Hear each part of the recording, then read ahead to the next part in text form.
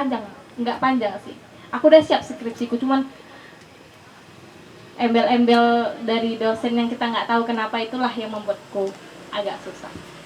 Terus tiba ayahku nyuruh aku pulang. Mila pulang, katanya gitu. Ngapain ya? Pulanglah aku kan. Sampai di rumah,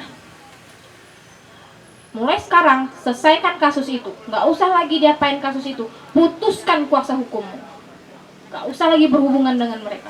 Aku bilang kenapa ya? Nggak mau aku.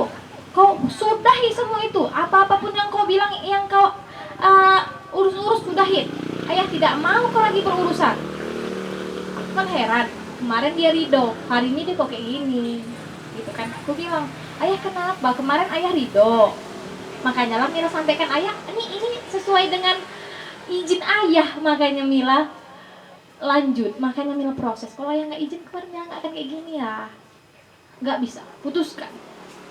Ternyata adalah bundaku, mungkin adik sepupuku juga tahu, di sini ada adik sepupuku dan mungkin dia juga terkejut ya kan, baru tahu juga ya kasusnya. Bundaku namanya nggak usah disebut, ternyata beliau tidak berpihak ke kami, padahal itu bundaku, kakak ayahku, sepupu, tapi dia tidak berpihak kepada kami karena dia seorang yang mempunyai jabatan juga di USU. Dan dia bilang ke ayahku, Tar, ayahku Muhtar kan, bilang sama Mila, selesaikan kasus itu, udah jangan berhubungan lagi dengan kuasa hukum. Mila itu diancam dibunuh di Medan. Ya ampun, ayahku sampai mukul aku loh di situ. Itu kayaknya ayahku nggak pernah lo mukul. Ayahku nggak pernah mukul aku, ayahku nggak pernah. Pokoknya luar biasa lah. Ayahku ngelempar aku pakai bangku yang terbuat dari kayu, alhamdulillah nggak kena. Ayahku nyekek aku dan aku bilang, nah itu kayak bunuh aja aku. Aku rasa itu hal yang nggak bisa aku lupain. Karena seumur hidup ayahku baru kayak gitu sama aku satu kali kan, kayak gitu. Terus dipukuli, ditampar, mamaku ditampar, adikku ditunjang, aku udah setengah napasku. Aku bilang, udah bunuh aja Mila ya.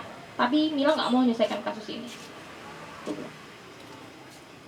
Ternyata dia cerita kayak gitu, bilang, ayah takut Mila, ayah takut. Mila nih anak, setelah tenangan, Mila nih anak kesayangan ayah nggak pernah mukul Mila. Megang pipi Mila sampai luka pun nggak pernah, ayah takut Mila mati di sana. Kalau di sini bisa ayah bunuhkan, bisa ayah bunuh di sini, kena ayah preman kampung. Tapi kalau misalnya di sana ayah nggak punya kekuatan, kita nggak ada apa-apanya Mila, uang aja nggak ada, kata ayah aku. Itu hal yang membuat aku sangat terpukul.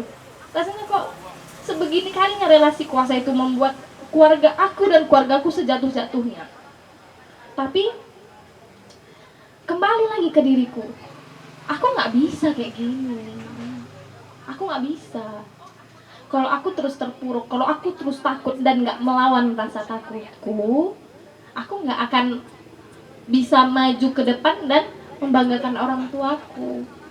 Kembali ke Kak Ade, kakak perlu sharing kak.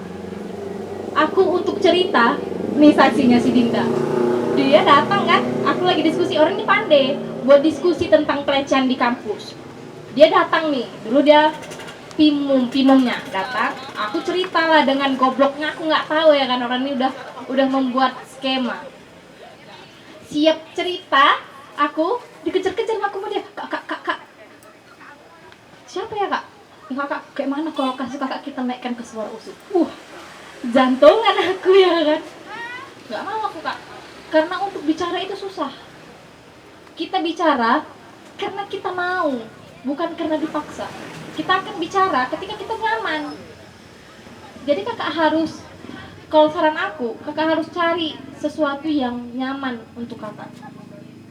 Makanya aku bilang kayaknya kalau kita ceritakan di sini ramai orang, kita nggak akan nyaman, ya kan?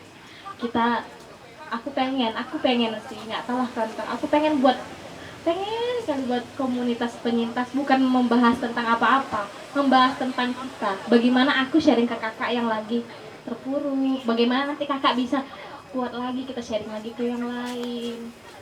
Banyak hal kak, banyak kali hal yang nggak bisa aku ini masih luar yang belum kukupas.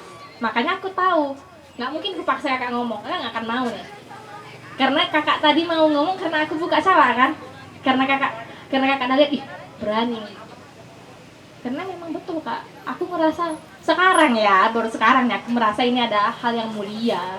Kalau dulu aku merasa, apalagi orang kampung, ih dinilai tuh dilecehkan. Iya, soalnya sosiologi 2015 mau pulang ke Tanjung Pura, inisialnya MU, adalah satu satu apa berita, inisial asliku dikasih tahunya, satu kampung tahu. Kawan-kawanku pada nanya di situ ya, kawanku malah nanya gini, ih nah aku dilecehkan ya, ih kok diapain aja, ih jadi makin terpuruk ya kan, jadi makin ih gila ya, ternyata sebegini kalinya aku menghadapi dunia ini. Makanya sempat aku sampai mau bunuh diri. Panjang lah kak cerita, kalau dibilang ih aku cuman ingat sedihnya cuman itu sih, karena lainnya kayaknya mungkin udah selesai ya sama aku. Makanya ayo kak, kita sama-sama, kalau kak butuh cerita nanti kita cerita.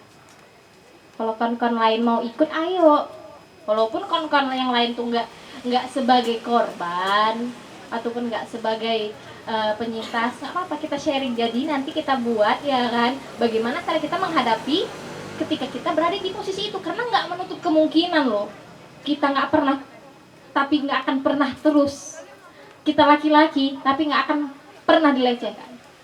Pelecehan itu terjadi dimanapun, mau itu perempuan maupun laki-laki, maupun orang dewasa, anak-anak, orang tua, semua, pada semua orang. Jadi waspada itu penting memang. Aku tadi dapat dari Kak Merlin, katanya dia punya solusi nih buat Kak Ade. Bisa Kak diberbagikan? Ya, untuk Kak Ade, saya punya sedikit pengalaman. Saya nggak tahu ini berhasil atau enggak. Kebetulan saya dulu kuliahnya psikologi.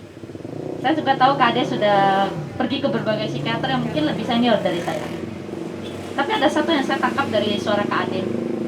Mungkin karena saya nggak lihat, jadi saya lebih sensitif sekali dengan suara. Pada saat kakak bercerita dan konseling dengan psikolog, ada yang tidak kakak keluarkan. Kakak menyimpannya sangat dalam. Bahkan saya pun tidak bisa menggalinya. Sehingga kakak harus melepaskan beban tersebut, melepas bebaskan beban tersebut dan kecemasan itu. Karena kecemasan yang kita simpan, dia akan sama seperti biji kacang yang kita tanam di dalam sebuah tanah. Suatu ketika biji kacang itu akan mengakar, tumbuh menjadi satu pohon yang kuat. Ketika biji kacang itu sudah tumbuh menjadi sebuah pohon yang sangat kuat, kita tidak bisa mencabut lagi. Lalu apa cara mencabut akar tersebut? Pernah nggak ya di antara kita pernah nggak lihat surat botol? Pernah ya? Surat botol dibaca kan malu. Nah, dalam kondisi psikologi seseorang yang sangat berat, ketika dia tidak mampu menceritakannya kepada orang lain, ada yang namanya metode buang emosi atau katarsis.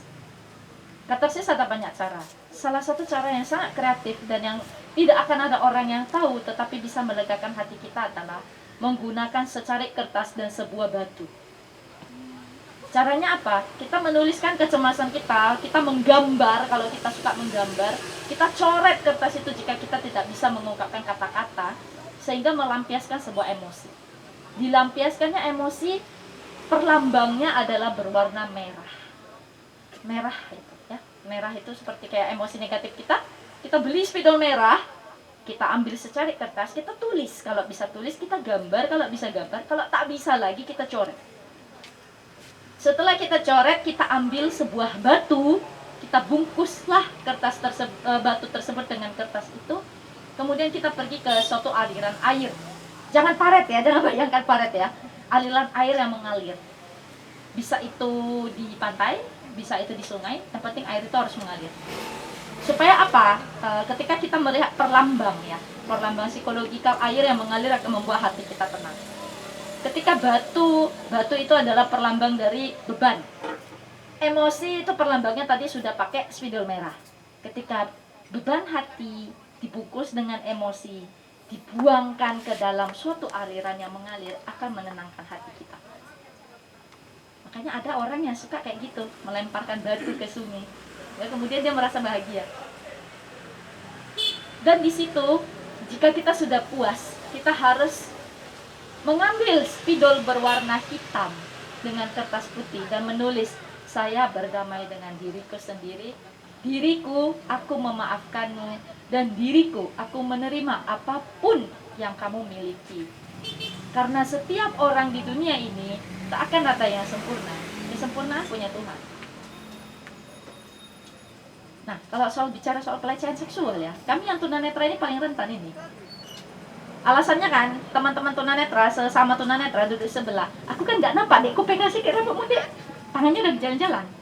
Nah, datanglah saya, ini orangnya memang agak preman. Geser sedikit, bang. Gak sini tempatmu, bang. Jadi kan, gak semua orang bisa hatinya selapang saya dengan mengatakan geser sedikit kau, bang. Gak sini kau, bang. Gak. Ada orang banyak yang menyampaikan emosinya, dipendam di dalam hatinya. Ada banyak cara orang mengekspresikan luka batin. Kalau saya mengatakan itu luka batin. Nah, jangan lupa, yang mempunyai kuasa menghapuskan luka batin bukan manusia, tetapi Tuhan. Makanya pada saat dilempar ke sungai itu, ya Tuhan kuatkan saya. 10 kali lempar, 10 kali katakan, ya Tuhan kuatkan saya. Itu menjadi satu yang namanya self-hypnosis, akan menjangkar dan akan mencabut akar tadi yang udah gak bagus dan menggantinya dengan benih yang baru. Makanya harus ditutup dengan tulisan yang baru, saya memaafkan diri kamu, diriku memaafkan diriku sendiri apapun yang pernah terjadi. Karena saya percaya Kak Ade maupun Mila, dia merasa bahwa dirinya yang salah di dalam hatinya yang terdalam. Apa aku terlalu menggoda ya? Apa aku ini ganjennya? Pasti ada. Karena itu harus ditulis, aku memaafkan diriku sendiri. Dan aku menerima diriku apapun yang telah terjadi. Makanya kita tuh harus belajar untuk